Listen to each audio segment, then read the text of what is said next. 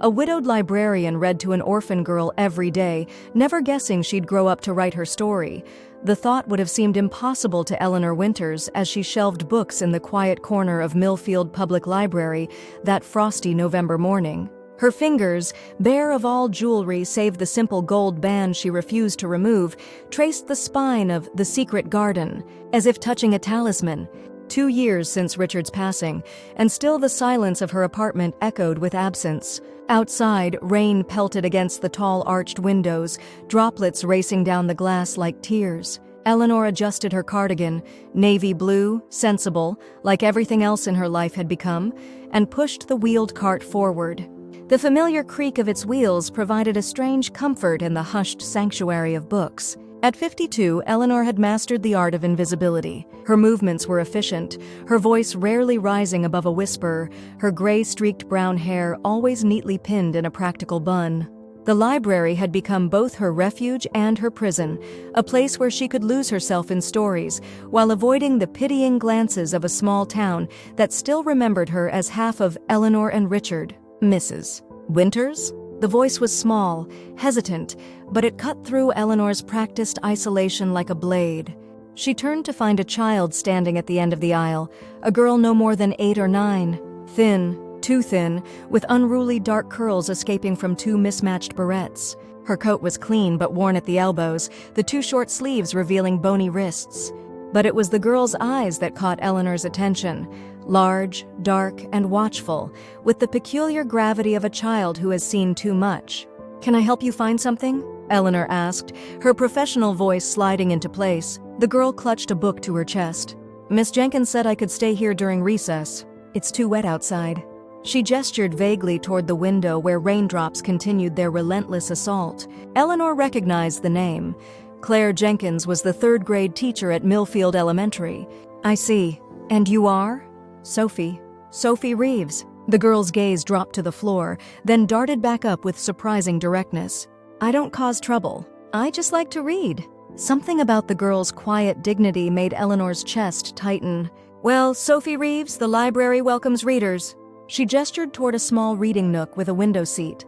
"That spot has the best light, even on rainy days." A flicker of surprise crossed the girl's face, as if she'd expected to be shooed away. "Thank you, ma'am." Eleanor watched as the small figure made her way to the window seat, curling into the corner like a cat finding a warm spot. Within moments, the child was lost in her book, a curtain of dark curls hiding her face. Later, when Sophie stood to leave, Eleanor noticed she'd left behind a small notebook, its corners bent and cover decorated with carefully drawn stars. She picked it up, intending to call after the girl, but hesitated when she saw the first page. "Stories by Sophie Reeves" was written in careful, determined handwriting, each letter formed with painstaking precision.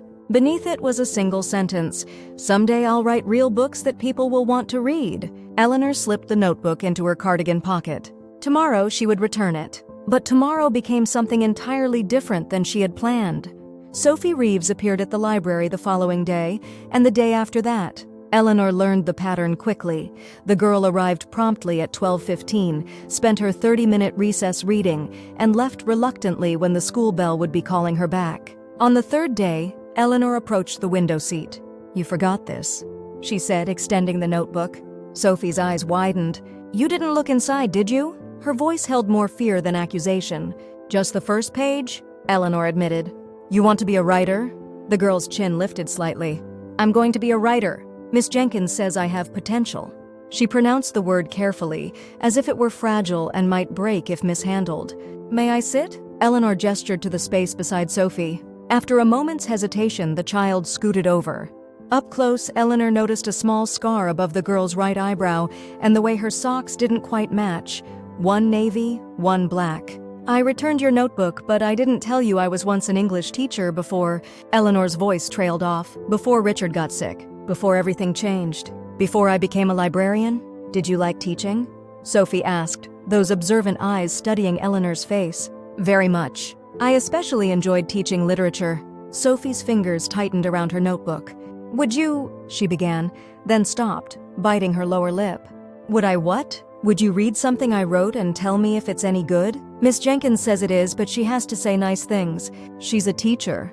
Eleanor felt something shift inside her, a rusty door opening in a room she'd sealed off. "I would be honored," she said, surprising herself with how much she meant it. That afternoon, after Sophie had gone back to school, Eleanor read the girls' stories, simple tales of brave children, magical libraries, and homes where everyone was always kind.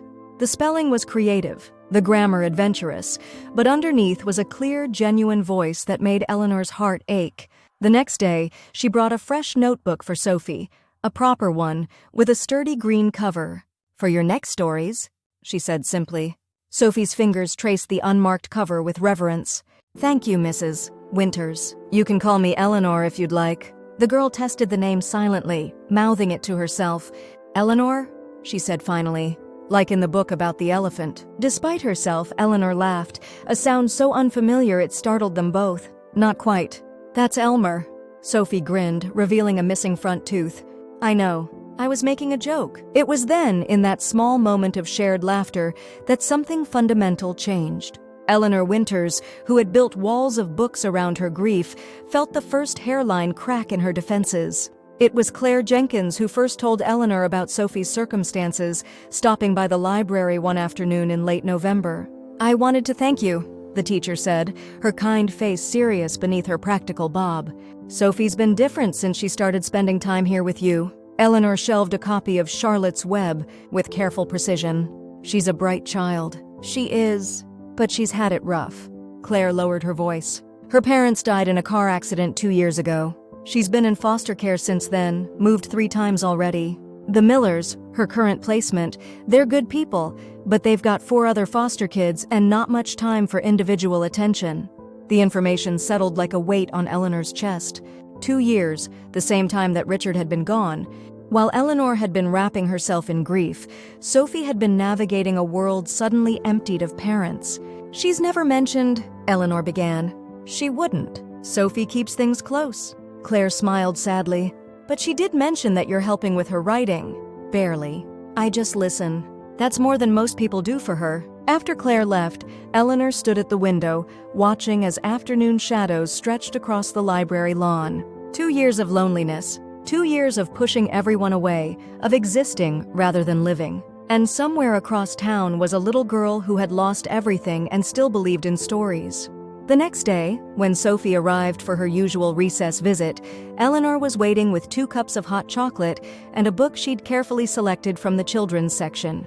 "I thought perhaps," Eleanor said, feeling strangely nervous, "I could read to you today, if you'd like." Sophie's expression was guarded at first, then cautiously hopeful. "What book?" Eleanor held up The Secret Garden. "It's about a girl who finds herself in a new place after losing her parents. She seems quite prickly at first, but she has her reasons." "Like me?" Sophie asked with unexpected directness. Eleanor felt her lips curve into a genuine smile. "Perhaps a bit, though your hair is much prettier than Mary Lennox's." Sophie touched her unruly curls self-consciously. "It's a mess, Mrs. Miller doesn't know how to do it right. I could—" Eleanor paused, uncertain if she was overstepping. "I could show you some simple braids sometime, if you wanted." For a long moment, Sophie just looked at her with those solemn eyes. Then she nodded once, decisively, and settled into the window seat. "I'd like to hear the book now, please." Eleanor opened to the first page and began to read, her voice growing stronger with each sentence. And as the tale of Mary Lennox unfolded, she became aware of Sophie gradually leaning closer until the child's slight weight rested against her arm, the first human touch Eleanor had welcomed in 2 years. They didn't finish the book that day, nor the next. But each day, Sophie would appear, and Eleanor would read another chapter, her voice bringing to life the story of a hidden garden and the healing it brought. December arrived with bitter cold and the first dusting of snow. Eleanor found herself watching the clock as lunchtime approached, anticipating Sophie's arrival with a warmth that had nothing to do with the library's ancient heating system. But on a Tuesday, when the snow was falling in fat, lazy flakes, Sophie didn't come. Eleanor tried to focus on her work, tried not to worry. Children get sick. Schools have special events. There were dozens of innocent explanations. By Friday, with still no sign of Sophie, Eleanor found herself dialing the elementary school during her lunch break, her heart pounding as if she were doing something illicit. Sophie Reeves? The secretary's voice held a note that made Eleanor's stomach tighten. She's not been in school this week. The Millers called Monday, said there was a family situation. That evening, Eleanor did something she hadn't done since Richard's funeral. She called her sister-in-law Martha. "Eleanor?" Martha's surprise was evident even through the phone line. "Is everything all right?" "Yes, no, I'm not sure." Eleanor twisted the phone cord around her finger, feeling like a teenager rather than a widow in her 50s. "I need information about a foster family in town. The Millers." There was a pause. "Tom and Brenda Miller? They've been fostering for years. Tom's brother is on the church council with David." Eleanor closed her eyes in relief. "Martha's husband David seemed to know everyone in Millfield. Something's happened, and I need to find out if a child is all right." To Martha's credit, she asked no further questions, promising to have David make inquiries. The call came the next morning. "The Miller home had a fire Monday night," Martha reported. "Everyone got out safely, but they've had to move in with Brenda's sister temporarily. It's quite crowded, I understand, and they're working with social services to find alternative placements for some of the children." Eleanor's grip tightened on the receiver. "Do you know about a girl named Sophie? Sophie Reeves?" David didn't mention names, but he did say one of the girls might be moved to a home in Fairbridge. Fairbridge was 40 miles away. The thought of Sophie being moved again, to a place where Eleanor couldn't simply check on her well-being, created a hollowness in her chest that felt strangely like the early days after Richard's death. "Thank you," she managed. "Eleanor," Martha's voice softened, "you've never asked me for anything, not even when Richard was sick. Whoever this child is, she must be important to you." Important. The word echoed in Eleanor's mind long after she hung up. When had this solemn-eyed child with her battered notebook become important? How had Eleanor let it happen? And what exactly was she going to do about it? On Monday morning, Eleanor Winters did something completely out of character.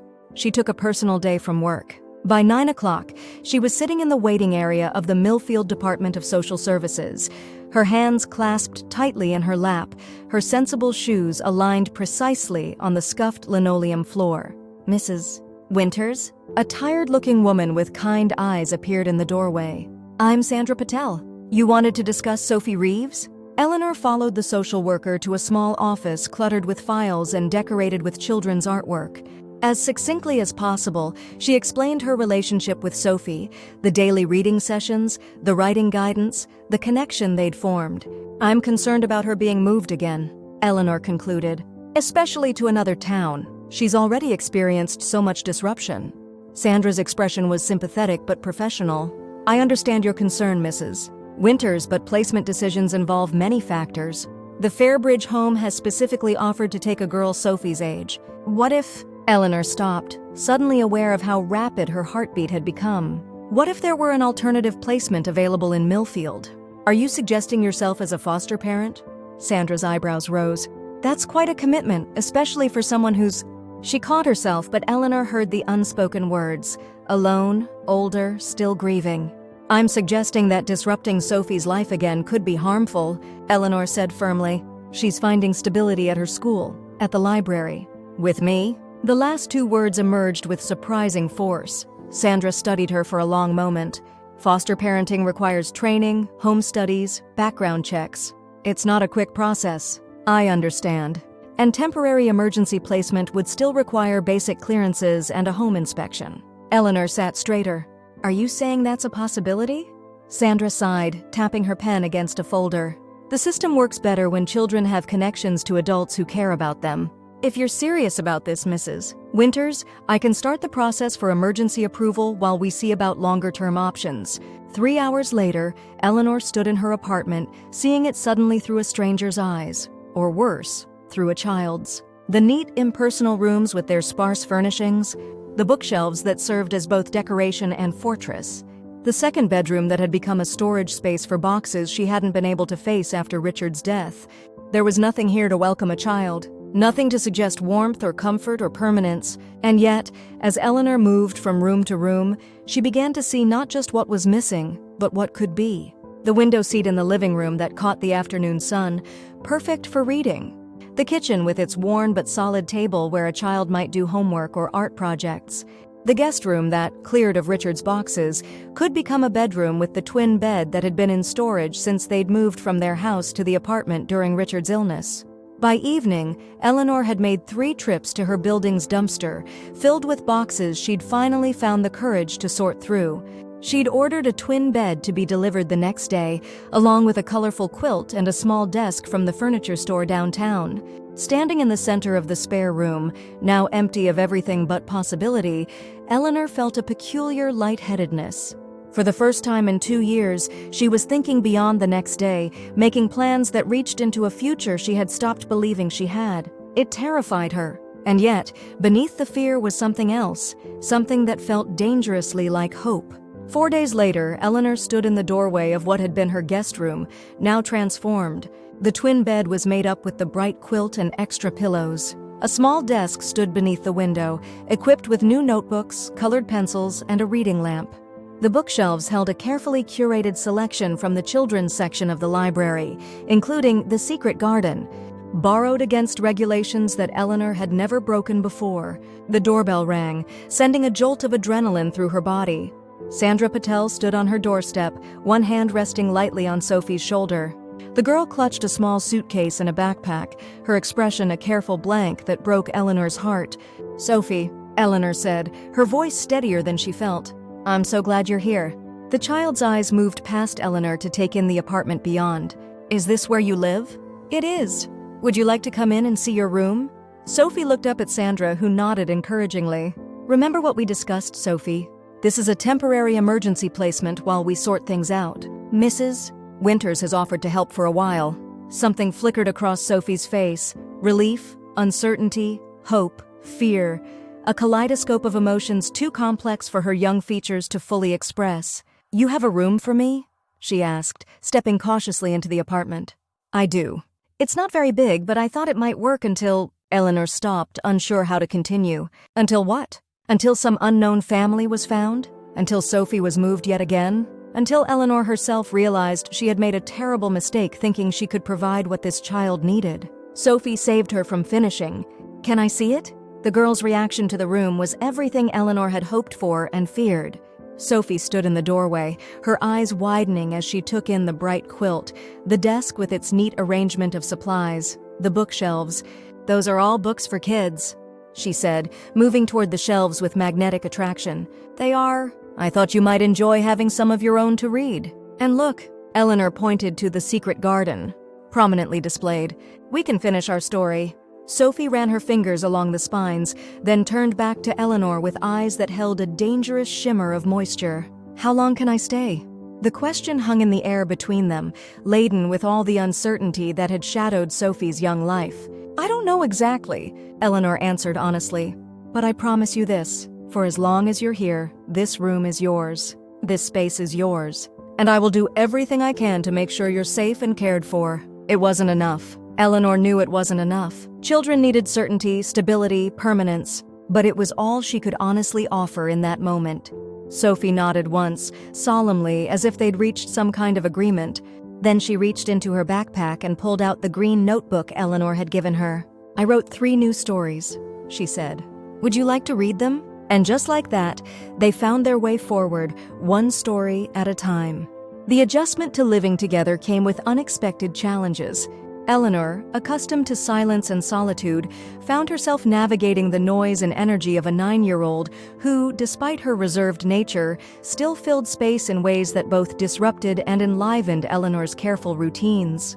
There were practical matters, school lunches to prepare, a schedule to establish, the logistics of getting Sophie to and from school while maintaining Eleanor's work hours at the library.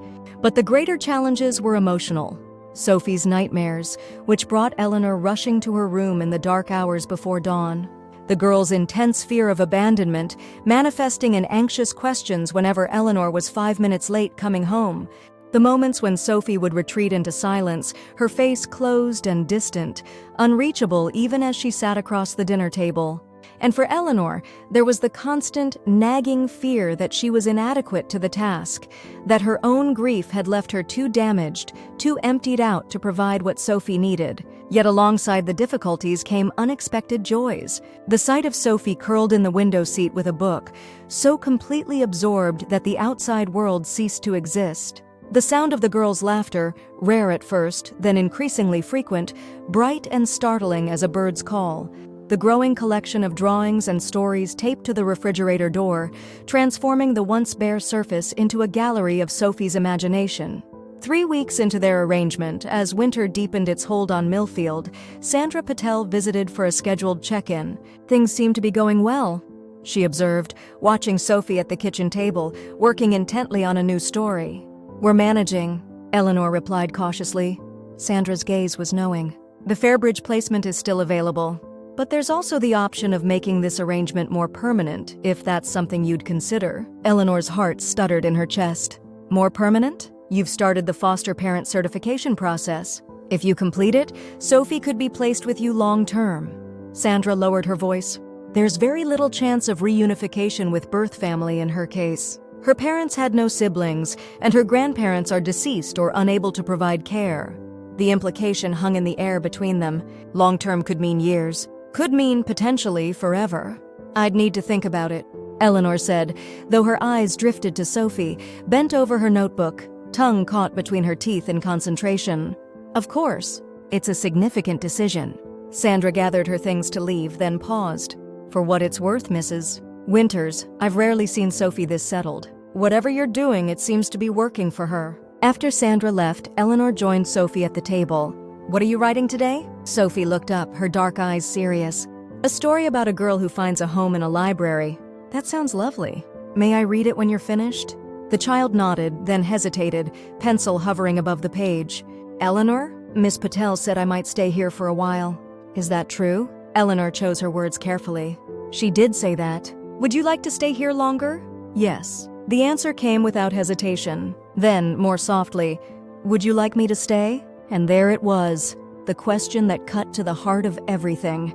Eleanor looked at the child across from her, this solemn-eyed girl who had somehow slipped past all her defenses and taken up residence not just in her home, but in the chambers of her heart that she'd believed permanently closed after Richard's death.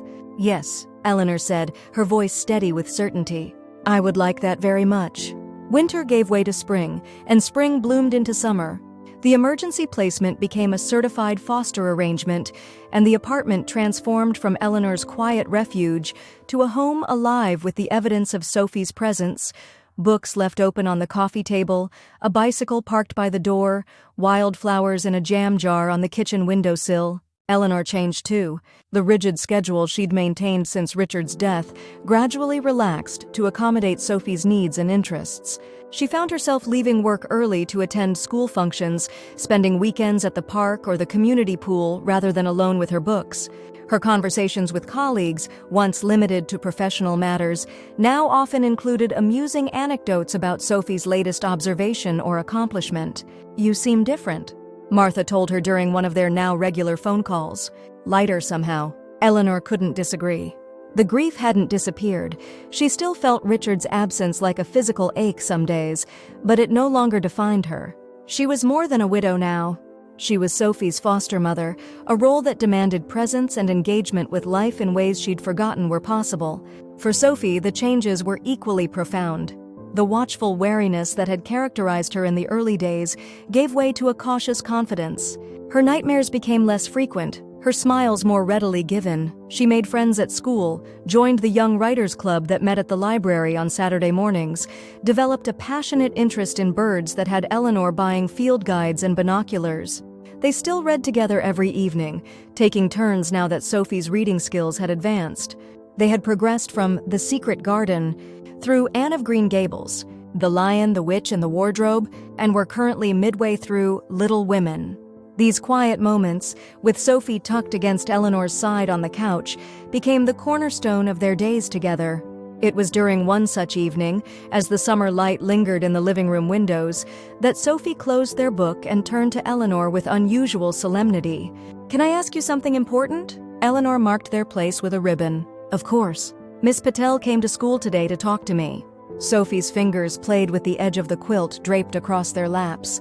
"She said that because I've been with you for more than 6 months, and because there's no other family for me, you could adopt me, if you wanted to." The word hung in the air between them. Adopt. carrying the weight of permanence, of forever, of a commitment that couldn't be easily undone. "What did you tell her?" Eleanor asked carefully. "I said I needed to talk to you first." Sophie's gaze was direct, searching. "Would you want that? To adopt me for real?" Eleanor felt a lump form in her throat, emotion rising so quickly it threatened to overwhelm her carefully maintained composure. "Sophie, I need you to understand something. If I adopt you, it wouldn't be out of pity or obligation. It would be because I've come to love you, because I want you to be my daughter, not just my foster child." Sophie's eyes widened, a flush spreading across her cheeks. "You love me?" "Very much." The words came easily now, the emotion behind them too powerful to contain. "Even though I'm not really yours?" "Oh, Sophie." Eleanor reached out to brush a curl from the girl's forehead. "You became really mine the moment you trusted me with your stories. Blood doesn't make a family. Love does." Sophie was quiet for a long moment, absorbing this. Then she asked, in a voice so small it was nearly a whisper, "If you adopted me, would it be okay if I called you Mom? Not right away maybe, but someday?" Eleanor felt tears spill onto her cheeks, the first she'd shed not from grief, but from a joy so intense it could only express itself through weeping. "I would be honored," she managed to say. "Whenever you feel ready." Sophie leaned forward then, wrapping her thin arms around Eleanor's neck in a fierce hug. "I think I'm ready for you to adopt me," she whispered into Eleanor's ear. "I think I've been ready for a long time." The adoption was finalized on a bright October day, just over a year after Sophie had first appeared in the library during recess. The courtroom was sparsely populated. Martha and David, Claire Jenkins, Sandra Patel, a few of Eleanor and Sophie's friends from the library and school. The judge, a grandmotherly woman with shrewd eyes and a warm smile, made the proceedings as friendly as possible, directing most of her questions to Sophie. "And you're certain this is what you want, young lady? To become Sophie Reeves Winters?" Sophie, dressed in a new blue dress for the occasion, nodded firmly. "Yes, Your Honor. Very certain." "And what makes you so sure?" the judge asked, not unkindly. Sophie glanced at Eleanor, then back at the judge. "Because she reads to me every night, and she listens to my stories. And she never gets mad when I have bad dreams. And," Sophie's voice caught slightly, "and because she loves me even when I'm not perfect." There wasn't a dry eye in the courtroom as the judge signed the final papers. "Well then, by the power vested in me by the state, I hereby declare that Sophie Reeves is now legally Sophie Reeves Winters, the daughter of Eleanor Winters, with all the rights and privileges thereof." As they left the courthouse, stepping into the crisp autumn air with golden leaves swirling around their feet, Sophie slipped her hand into Eleanor's. "Mom?" she said, testing the word carefully. "Can we get ice cream to celebrate?" Eleanor's heart expanded in her chest, joy spreading through her like warmth. "I think that's an excellent idea, my darling girl." 15 years later, Eleanor Winters sat in the front row of the crowded bookstore, hands clasped tightly in her lap to stop their trembling. At 67, she still maintained the precise bearing of a librarian, though she had retired from the Millfield Public Library 3 years earlier. The crowd around her buzzed with anticipation as a young woman approached the podium. At 24, Sophie Reeves Winters had grown into her striking features, the unruly curls now elegantly styled, the observant dark eyes still her most arresting feature. Her first novel, after years of writing short stories for literary magazines, had been published to critical acclaim and surprising commercial success. "Thank you all for coming tonight," Sophie began, her voice confident despite the slight flush on her cheeks. "Before I read from my novel, I'd like to tell you a story, the real story behind the book." Eleanor felt a flutter of surprise. They had agreed that Sophie would keep their personal connection private, at least in these early stages of her career. Eleanor had insisted on it, not wanting Sophie's talent to be overshadowed by human interest in their unusual family story. "When I was 9 years old," Sophie continued, "I was an orphan living in foster care. I had been moved 3 times in 2 years, and I had stopped believing that anything permanent existed in the world." The bookstore fell silent, every person leaning forward slightly, captured by both Sophie's words and the emotional current running beneath them. During recess one day, I went to the local library to escape the rain, and there I met a librarian, a widow who had also stopped believing in permanence. Sophie's gaze found Eleanor's in the front row. "She read to me every day. She gave me notebooks for my stories. And eventually she gave me a home and a name and a mother's love." Eleanor felt tears gathering, but she didn't look away from her daughter's radiant face. This novel is about loss and finding, about the families we're born into and the ones we create, about second chances and the healing power of stories. Sophie held up a copy of her book, its cover depicting a library window seat bathed in golden light. But mostly, it's about my mother, who taught me that love is the most powerful story of all. The applause was thunderous as Sophie opened the book and began to read. Eleanor closed her eyes briefly, remembering that rainy November day 15 years ago, a widowed librarian, an orphaned girl, and the books that had brought them together. She had never guessed on that ordinary day in the quiet corner of Millfield Public Library that the solemn child with the battered notebook would grow up to write their story.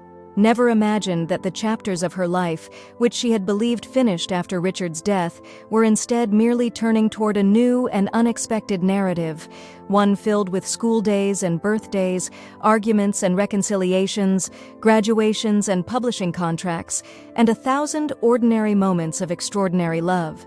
Sophie's voice filled the bookstore, strong and clear, bringing their shared story to life. And Eleanor Winters, who had once mastered the art of invisibility, sat visible and present in her daughter's light, her heart full with the knowledge that sometimes the most meaningful stories are the ones we live rather than merely read. They were each other's second chance, each other's happily ever after, each other's most important story. And in a world full of endings, theirs was one that had only just begun.